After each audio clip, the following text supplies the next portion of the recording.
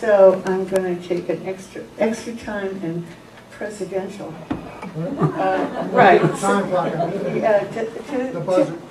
To just urge you all, we don't hear much nonfiction here, and I think most of you are poets or fiction writers, but we heard at a seminar earlier this year that you should be out there building your platform with articles, and you all have something to say. And this is a good way to say it, and then they tend to pay you, which they don't much for fiction and poetry. Anyway, this is, so Hennon's Observer, which went online this weekend and really looks handsome, hired me to write a monthly column on art as life. So this is the first one. We often think about art as something separate from our daily lives, that in order to experience art, we need to make a conscious decision to buy a book or a concert ticket, go to a museum or the theater. No, the need to create art is inherent in human nature. If we have enough resources to sustain life, we will paint on the walls of our caves, incise designs on our cooking pots, mold figures from clay, fashion drums and flutes to accompany our singing and dancing. We will surround ourselves with art. Walk with me through the art of just one October day. At 7:15 a.m. I had a fight with a parking meter that kept telling me I needed to put in another quarter, but spat out the quarters I tried to feed it. My mood changed as soon as I walked into the Road Center for the annual meeting of the Arts Council and heard music. Live piano music. From a performer's standpoint, playing background music seems like a thankless job, but that background softened the grumbles about the time of day. I'm an artist, I don't do early. The floral arrangements were stunning. Many people commented, some touched. They're alive.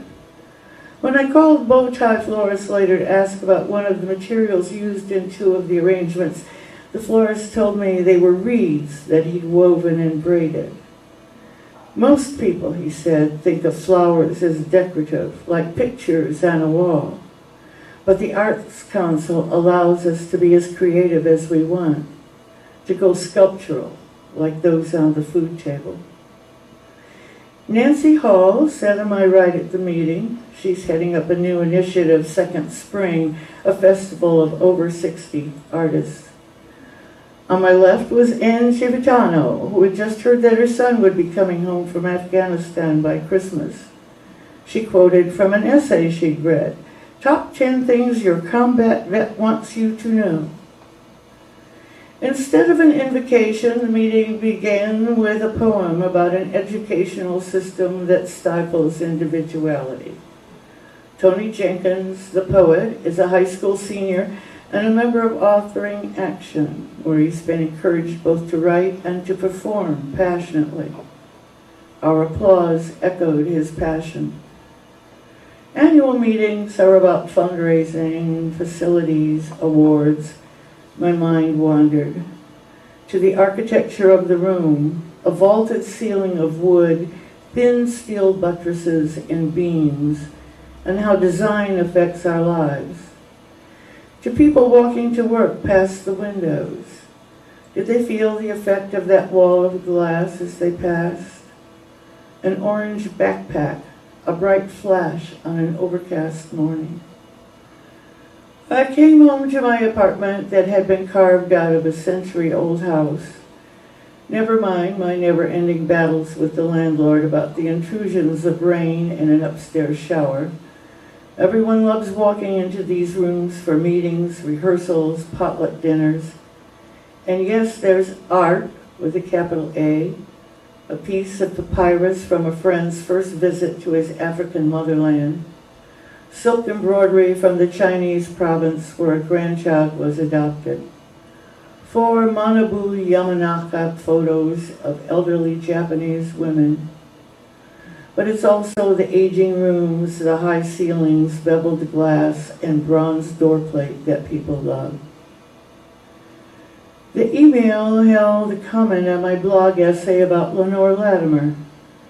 A marvelous dancer, choreographer, and educator, Lenore had chosen to die last month rather than undergoing more chemo. If I can't dance, I don't want to live. The dance program at Bard College was planning a celebration of her life and her work. They had been moved by my essay. Would I be involved? And could they use the photograph of her that had accompanied it? Our lives are touched every day and perhaps changed by music and photographs, poetry and crafts, by essays about combat veterans and dancers, by an arrangement of wreaths and flowers, by the architecture in which we live and work, and how we and those around us dress.